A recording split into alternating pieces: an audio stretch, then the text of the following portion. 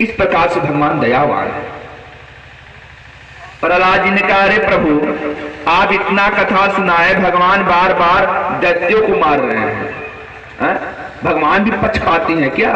हाय दैत्यों को, देवताओं का साथ देते दैत्यों को मारते हैं? ना ना, भगवान तो दैत्यों को भी बहुत मानते हैं। क्या प्रमाण? प्रमाण देने लगे। राजम ते प्रयक्षत्वं करेणम भासितम मया युष्टावम किनम सोपम कन मंत्री न सिद्धिताम। का सुनो, हिरण्यकशिपु, हिरण्याक्ष का भाई जो हिरण्यकशिपु था, जब ये सुना कि मेरा भाई मारा गया तो जा करके मलयाचल पर्वत पर दिव्य तपस्या किया। ब्रह्मा जी प्रकट हो गए। सो ब्रह्मा जी ने कहा, बेटा वरदान मांगो। कहा प्रभु आपका दर्शन हो गया तो वरदान की क्या जरूरत है, फिर भी मांग लो। तब क्या था महाराज, वरदान की झड़ी लगा दी। ना दिन में मरू ना रात में,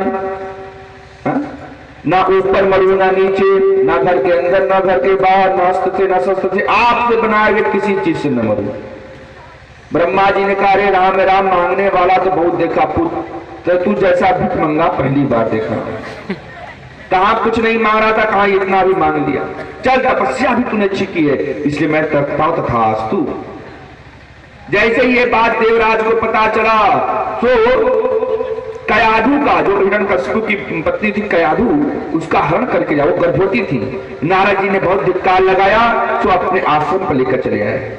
संत और भृंगी एक समान होते हैं। भृंगी कीड़ा आप देखे हैं? नहीं। भृंगी कीड़ा में देखे होंगे आप, घर में एक भृंगी कीड़ा रहता है जो घर के ऊपर मिट्टी का गोला गोला सा बनाता है, उसी का नाम भृंगी है। ये कभी जन्म नहीं लेता, एक बार जान लीजिए, भृंगी कीड़ा कभी जन्म नहीं लेता, ये संत होते हैं। न इनमें सहवास होता है न कुछ। तो ये बनते कैसे हैं?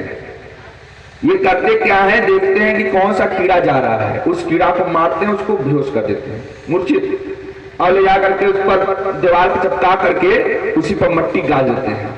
आप देखिएगा कभी फोड़ करके उसको, उसमें से कुछ न कुछ निकलेगा, इसमें कुछ था, और उसी के अगल बगल भन भन भन भन करके घूमते रहते हैं। क्यों? क्योंकि जब इसकी मूर्छा खुले तो ये समझे कि मैं भी भृंगी हूं। संत भी यही करते हैं। संत कोई जन्म लेता है क्या?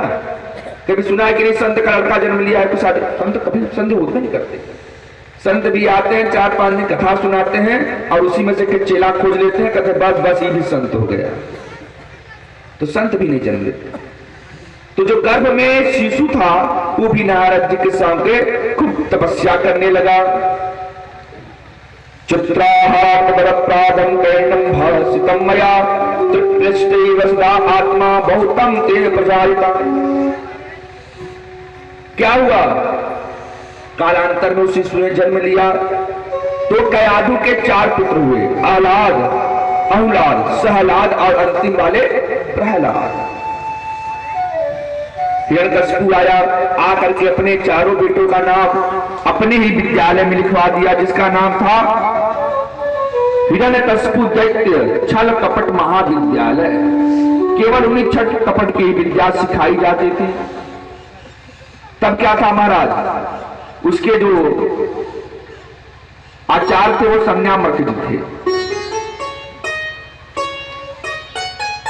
हिरण्यकशिपु ने कहा, सुनिए मेरे पुत्रों को छल कपट की विद्या सिखाइए। कहा ठीक है महाराज।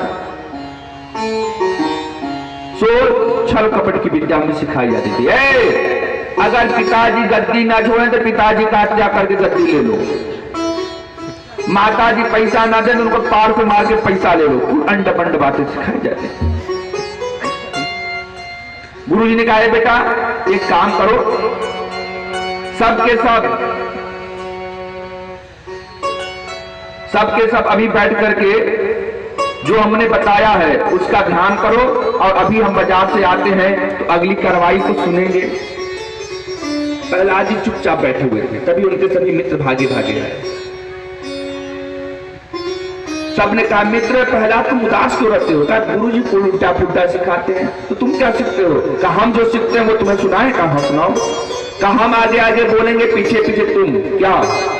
आगे आगे प्रहलाद जी बोल रहे हैं, पीछे पीछे सब उनके मित्र, सभी लोग बोलिए सीताराम सीताराम सीताराम कहिए, चाहे बीती रखे राम